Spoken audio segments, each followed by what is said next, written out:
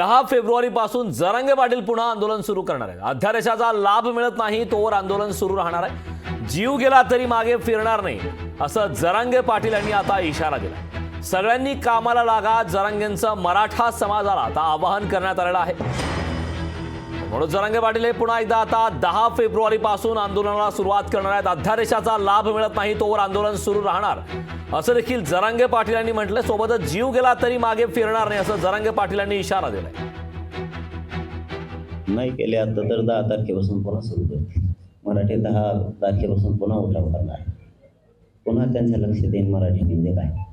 कारण मराठा बांधवांनाही या प्रेसच्या माध्यमातून मी आव्हान करतो की जो सगळ्या शहरांचा अधिसूचना अध्यादेश निघाला त्याला पारित करण्यासाठी ही महत्त्वाची प्रक्रिया आहे। ती आता पारित करून त्याची अंमलबजावणी होणं अत्यंत गरजेचं आहे।